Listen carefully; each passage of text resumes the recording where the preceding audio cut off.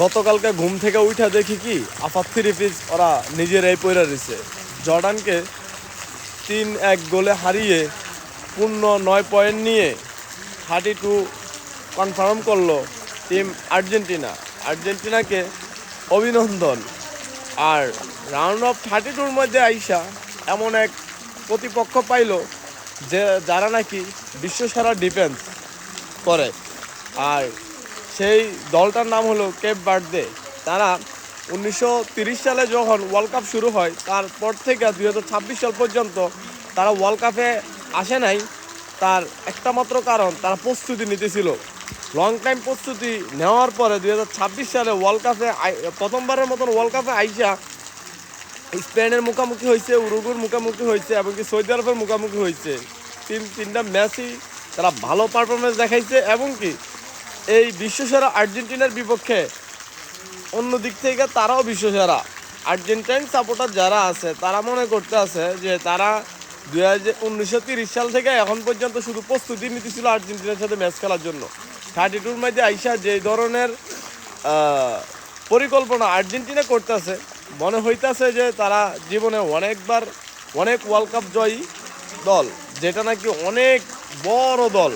আর যখনই নাকি অন্য কারোর সাথে খেলা পড়ে তখন ওই দলগুলা হয়ে যায় একেবারে তাদের চোখে একেবারে ছোট।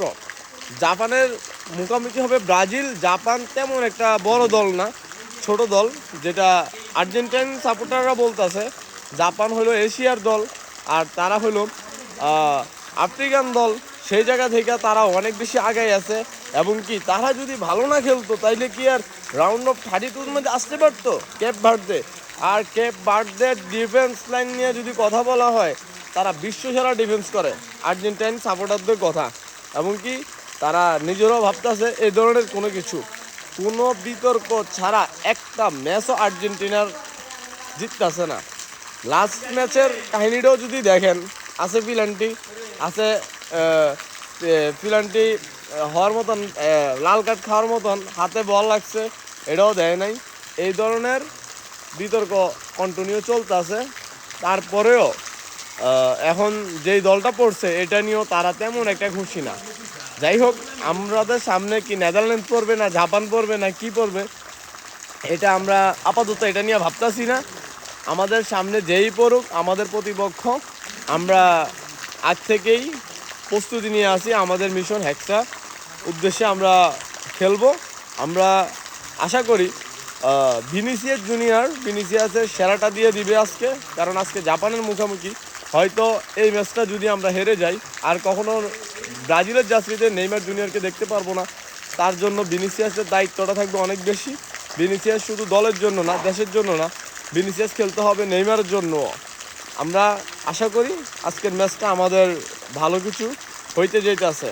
আর আবারও আর্জেন্টাইন সাপোর্টার এমনকি আর্জেন্টিনা টিমকে অভিনন্দন কেপ ভার্দের লগে 32-র মধ্যে ভালো একটা কিছু করার জন্য। যেহেতু তোমরা আগ থেকে ভয় পাইতেছ, এই ভয়ের কারণ নাই। তোমরা ভাবতেছ বিশ্বসেরা ডিফেন্স নিয়ে আসছে, হয়তো তোমাদের দুর্বলতা কোনো একটা জায়গায় আছে, সমস্যা নাই, তোমাদের রেফারি আছে, 2-4টা পেনাল্টি এমনিতেই দিয়ে দিব, এত প্যারালেও না।